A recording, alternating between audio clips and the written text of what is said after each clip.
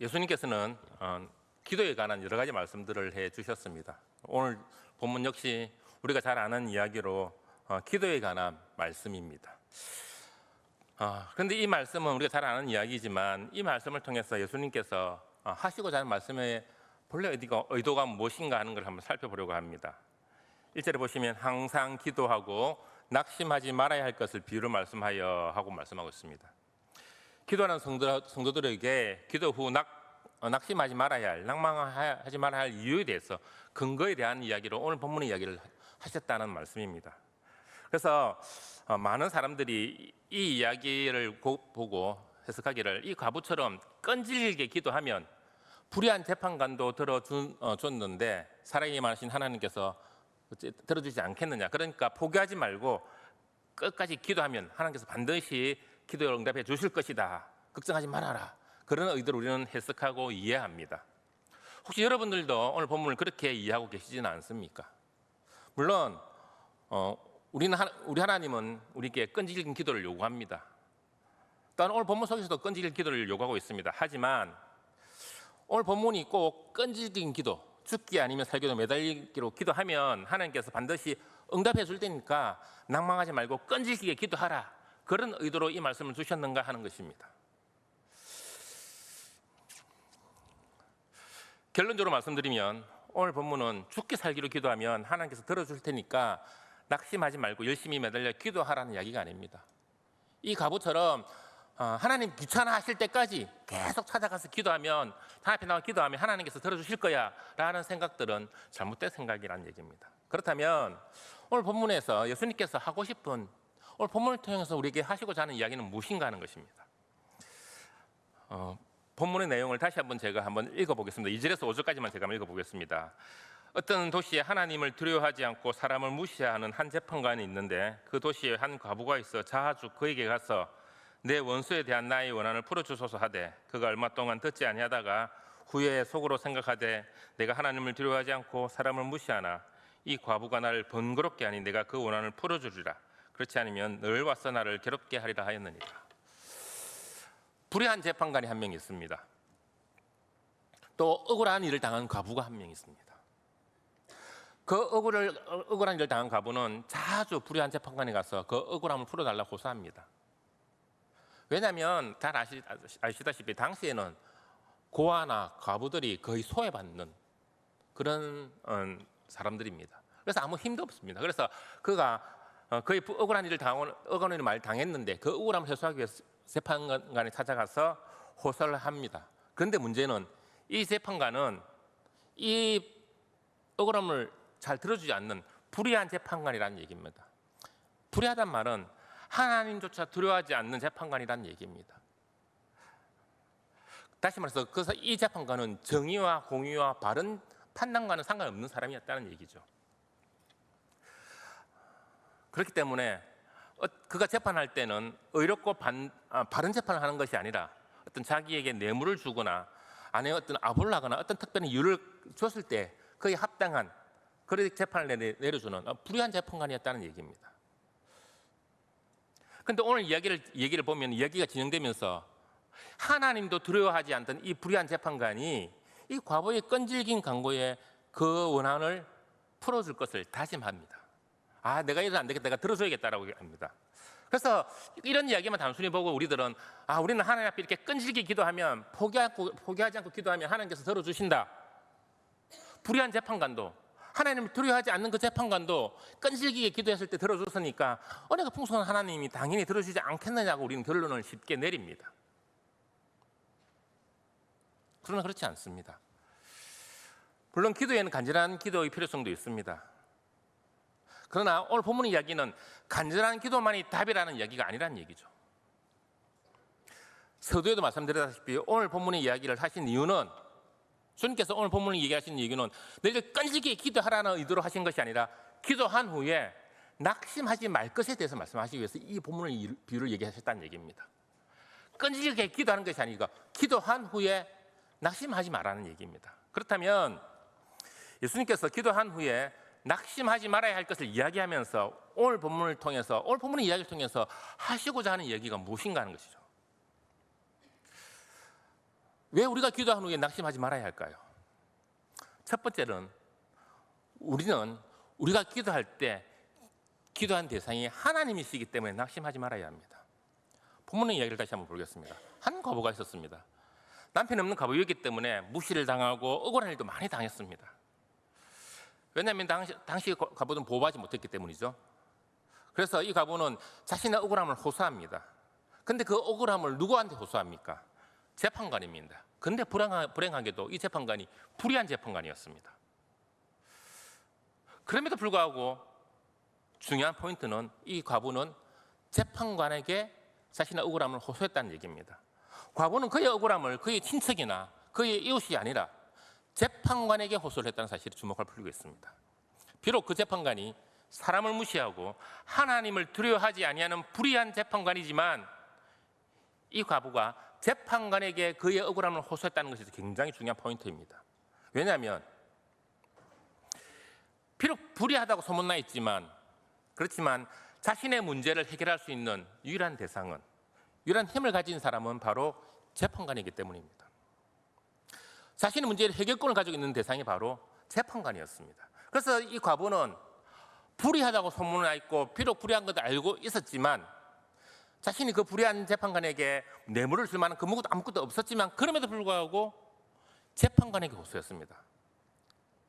만약에 이 과부가 자신의 불의함들을 자신을 잘 알고 형편을 잘 알고 마음 착한 이웃을 찾아가서 내가 이런 일을 당했는데 좀 도와주십시오 했다면 과연 그 억울함을 해결받을 수 있었을까요? 아마 받지는 못했을 겁니다. 물론 그들이 아이고 그런 일 당해서 어떻게 위로는 해줄 수 있었겠죠.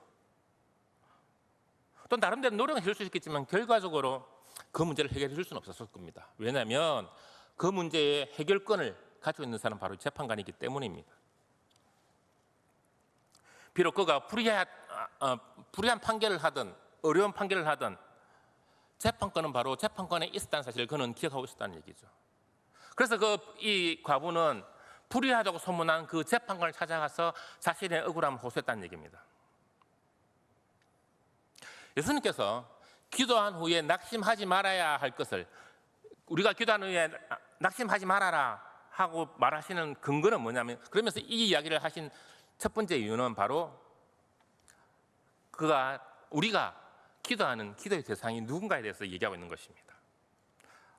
우리의 어떤 문제를 해결하려면, 우리 기도의 문제들을, 우리가 당면한 문제를 해결하려면 그 문제를 해결할 수 있는 능력과 권한을 가진 사람 찾아가야 하지 않습니까? 아무리 힘 있는 능력 있는 친척이라 하더라도 우리 문제를 해결할 능력이 없는 그런 사람에게 호소한다면 그건 별로 의미가 없는 것입니다. 그렇다면 우리가 기도하는 기도의 대상이 누구입니까? 우리가 기도하는 기도의 대상은 우리의 기도를 해결해주고 문제를 풀어줄 능력을 가지고 계신 분이십니까? 당연하죠. 하늘과 땅을 창조하시고 모든 사람을 창조하시고 천하만물을 창조하시고 우리의 생사화복을 주관하시는 바로 살아계신 하나님이기 때문에 그렇습니다. 그렇기 때문에 우리가 어떤 어려운 문제를 당해도 능히 해결해줄 능력을 가지신 분, 바로 그 하나님을 찾아가서 하나님께 기도하는 것입니다. 우리 기도 대상이 하나님이기 때문에 우리는 기도한 후에 낙심할 필요가 없다는 얘기입니다. 낭망할 필요가 없다는 얘기입니다. 오늘 예수님께서 이 비유 속에서 기도한 후에 낙심하지 말아야 할 것을 얘기하면서 비록 불의하지만 재판관을 찾아간 이 과부 이야기를 하면서 바로 그것을 얘기하고 있는 것입니다. 우리 역시도 우리 기도의 문제를 해결하시는 하나님께 찾아갑니다. 아무리 우리가 40일을 금식하고 기도하더라도 우리가 우리의 문제를 해결할 능력이 없는 바위나 고목이나 그런 데 가서 기도해봤자 소용이 없지 않습니까? 우리가 아무리 죽기 살기로 기도한다 하더라도 그 대상은, 그 고목은, 그 바위는 결코 우리 문제를 해결해 줄 수 없기 때문에 그 기도는 아무 의미가 없는 것입니다. 그러므로 우리는 먼저 기도함에 있어서 낙심하지 말아야 할 첫 번째 이유로, 근거로 우리 기도의 대상이 누군가를 먼저 인식하셔야 됩니다. 깨달으시고 믿으셔야 합니다. 우리 문제를, 우리 기도의 대상, 우리 문제를 해결할 수 있는 전지전능하신 하나님이라는 사실을 기억하시길 바랍니다. 두 번째로 이 비유에서 우리에게 가르치고자 하는 것은 바로 간절함입니다. 이 과부는 자기의 억울함을 풀기 위해서 비록 그 재판관이 불의하다고 소문은 났지만 포기하지 않고 끈질기게 간절함으로 간구했다는 사실입니다. 우리가 기도하면서 중요한 또 한 가지는 바로 간절함이 있어야 한다는 얘기입니다. 불의한 재판관이지만 과거의 그 간절함에 그 불의함도 손을 들고 말았습니다. 항복하고 말았습니다. 그런데 우리는 불의한 재판관이 아니라 공의롭고 사랑과 은혜가 풍성하신 하나님께 나아갑니다. 그 하나님께서 우리의 간절한 기도에 응답하지 않으시겠냐는 말씀입니다. 여러분 한번 생각해 보십시오. 누군가가 나에게 어떤 부탁을 합니다. 부탁을 하는데 들어주면 좋고 안 들어주면 그만, 그런 마음으로 그런 태도로 부탁한다면 우리가 그 부탁들을 들어주실 수 있겠습니까? 예수님께서는 말씀하십니다. 보라, 비록 불의한 재판관이라도 간절하게 구하는 과부의 소원을 들어주시는데 하물며 하나님께서 택하신 백성들의 부르짖는 소리를 들어주지 않겠느냐? 하나님은 사랑의 하나님, 자비의 하나님, 그런 하나님이신데 그 사랑하는 백성들이 부르짖는데 들어주지 않겠느냐고 말씀하고 있다는 얘기입니다. 그렇기 때문에 우리가 기도함에 있어서 간절함을 가지고 기도해야 합니다. 비록 뇌물을 받고 불의한 판결을 내는 재판관도 과거의 그 간절함에 그 억울함을 해결해 주었는데 공의로우신 우리 하나님께서 당연히 우리의 기도들을, 간절함들을 응답해 주실 것입니다. 만약에 우리가 간절함이 없는 기도를 하나님 앞에 드린다면 그만큼 우리 기도는 사실 중요성이 없는 그런 기도일 수밖에 없습니다. 그런 간절함이 없는 기도에 대해서 우리 그런 중요성을 가지지 않는 기도에 대해서 하나님께서는 과연 응답해 주시겠느냐, 그 기도에 귀를 기울이시겠느냐는 생각을 해봐야 하는 얘기입니다. 그러므로 우리는 하나님께 간절히 기도해야 되고 또 진심을 다해서 간절히 기도했다면 기도한 후에 낙심할 필요가 없다는 얘기입니다. 그런데 서두에서 내가 간절함만으로는 안 된다고 했는데 왜 또 간절함을 강조하느냐라고 생각할 수도 있겠습니다. 물론 간절함만 가지고 모든 기도가 응답되는 건 아닙니다. 그럼에도 불구하고 우리는 간절함을 가지고 기도해야 합니다. 그리고 오늘 이야기에서 예수님께서 간절하게 기도한 후에 낙심하지 말아야 할 근거를 이야기하는 것 중에 한 가지 더를 이야기하고 있다는 사실을 우리 지목해 볼 필요가 있습니다. 간절함과 함께 기도한 후에 우리가 낙심하지 말아야 할 또 하나의 근거는 바로 정당함입니다. 불의하지 않음에 있습니다. 여러분 과부를 한번 보십시오. 과부는 자신의 문제를 해결할 수 있는 재판관에 호소했습니다. 비록 그 재판관이 불의하다고 소문은 났지만 재판권을 가지고 있는 재판관에 호소했습니다. 그리고 그는 포기하지 않고 끈질기게 호소했습니다. 그리고 중요한 사실은 그 끈질긴 호소는 결코 불의하거나 부정직한 것이 아니라 정당한 것이었다는 사실입니다. 없는 말을 만들어내어서 자신의 유익을 위해서, 어떤 자신의 이익을 위해서 꾸미는 얘기를 주장하고 있는 것이 아닙니다. 자신이 당한 억울함을 위한 정당한 호소를 그는 하고 있었다는 얘기입니다. 이 과부는 불의한 재판장에게 불의한 것을 요구한 것이 아닙니다. 비록 공의롭지 못한 뇌물을 받고 불의한 재판을 이삼는 재판관이었지만 그럼에도 불구하고 이 과부가 요구한 것은 정당한 요구였기 때문에 이 불의한 재판관은 어쩔 수 없이 그의 요구에 응답해 줄 수밖에 없었다는 얘기입니다. 기도도 마찬가지입니다. 하나님께서 우리의 기도를 들어주시기 위해서는 하나님께서 들어주실 만한, 응답해 주실 만한 정당함이 있어야 한다는 얘기입니다. 하나님께서는 결코 불의하거나 정당하지 않은 기도에 응답하지 않으십니다. 공부는 열심히 하지 않고 열심히 노력하지 않으면서 좋은 성적 내게 해달라고, 좋은 대학 가게 해달라고 하는 기도하는 것은 그건 아무리 간절한 기도라도 그 기도가 불의함에 있기 때문에 하나님께서는 결코 그런 기도에 응답하지 않으실 거라는 얘기입니다. 그렇다면 하나님께서 응답할 수 있는, 우리가 하나님께 구할 수 있는 정당함이란 어떤 것이겠습니까? 마태복음 6장 33절에서는 하나님께서 우리의 기도에 응답하시는 정당함을 이렇게 얘기해 주고 있습니다. 너희는 먼저 그의 나라와 그의 의를 구하라. 그리하면 이 모든 것을 너희에게 더하시리라. 하나님 나라와 의를 위한 기도는 하나님께서 반드시 응답해 주시겠다고 말씀하고 있습니다. 그렇다면 하나님의 나라와 의를 먼저 구하는 기도들은 어떤 기도일까요? 우리 다급한 문제, 나 지금 당면한 문제, 나 지금 억울한 문제는 뒤로 한 채 무조건 복음과 교회를 위해서 기도하라는 말씀일까요? 결코 아닙니다. 하나님 나라와 의를 구한다는 것은 하나님 말씀 앞에 하나님 뜻을 구하는 것입니다. 하나님 마음에 합당한 간구 결과가 나의 방식과 내 뜻과 내 기도와는 달라도 그 모든 것을 통하여 하나님의 뜻이, 하나님의 섭리가 이루어질 것이라는 믿음에 근거한 간구, 그것이 하나님 나라와 의를 위한 기도입니다. 간구입니다. 왜냐하면 하나님께서는 우리가 그런 간절함, 억울함 가운데서 간구하는 간절한 기도와 발행과는 다른, 아니 정반대의 결과가 주어져도 하나님은 그것을 통해서 하나님 뜻을 이루어 나가시며 그 모든 것을 합력하여 선을 이루어 나가시는 하나님이시기 때문에 그렇습니다.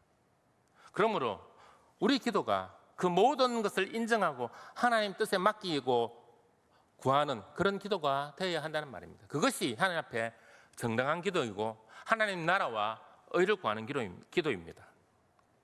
비록 내가 지금 구하는 이 간절함이 억울함이나 위기 가운데 있다 하더라도 그 결과에 대해서 내 뜻이 아니라 하나님 뜻과 계획 가운데 이루어질 것을 믿고 그걸 통하여 하나님이 선한 결과를 주실 것을 믿고 구하는 기도가 하나님 나라와 의를 구하는 기도입니다.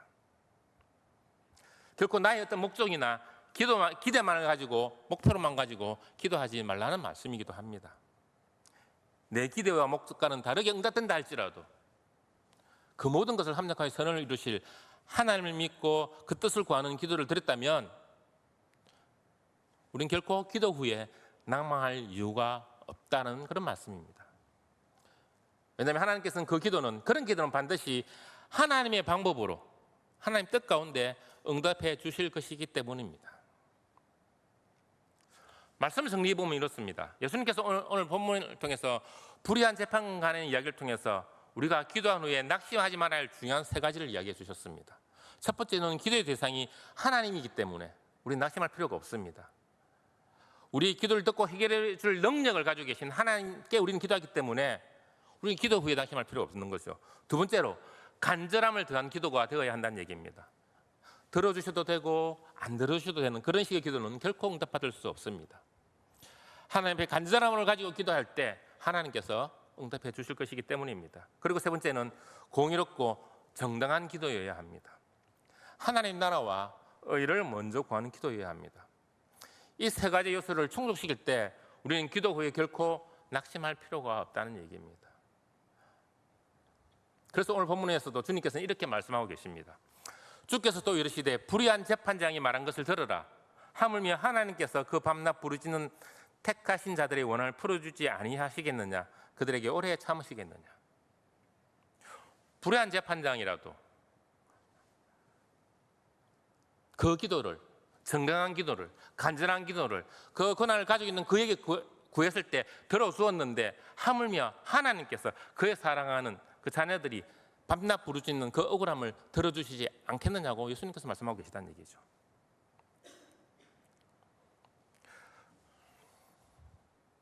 그러므로 사랑하는 성도 여러분, 우리 기도가, 내가 구하는 그 기도가 이 과부처럼 정당한 요구로 하나님께 간절히 구했던 기도라면 기도한 후에 낭망하지 마시기 바랍니다. 믿음으로 확신하시기 바랍니다. 그 모든 걸 통해서 하나님께서 반드시 우리 기도에 응답해 주실 것이라는 사실을 말입니다. 우리가 밤낮 부르짖는 기도는 과연 하나님께서 응답해 주실 만한 기도가 되고 있습니까?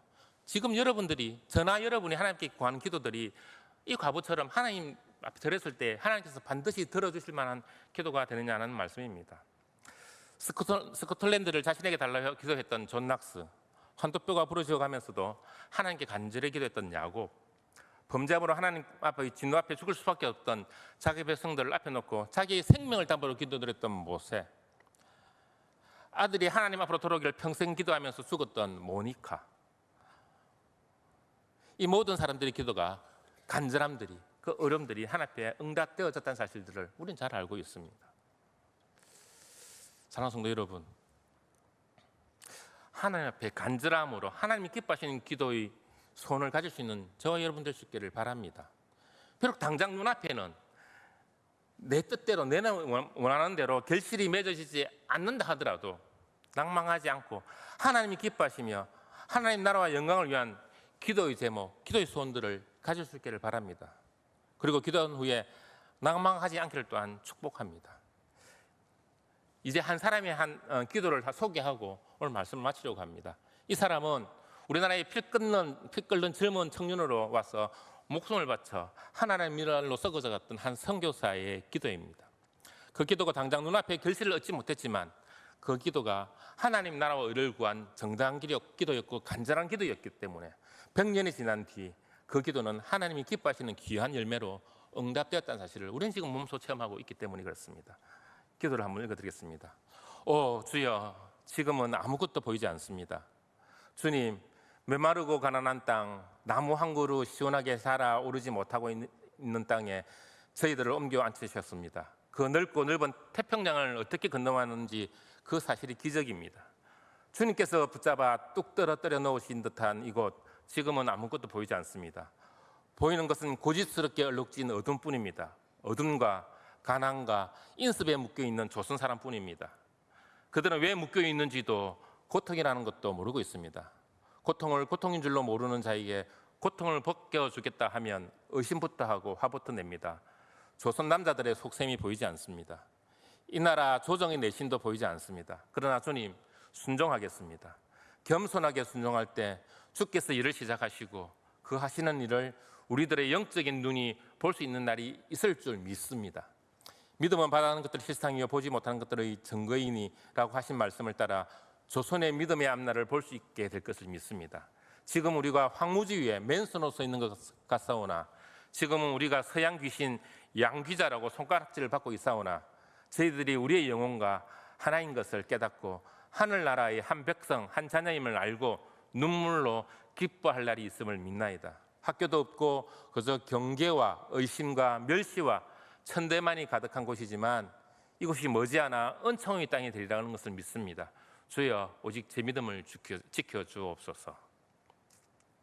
그리고 이 기도는 100년이 지난 이 땅에 정말 기도대로 응답되어졌습니다. 혹시 이 기도가 누구의 기도인지 아십니까? 바로 이 나라 조선을 향한 젊음을 바쳤던 언더우드 선교사의 기도입니다.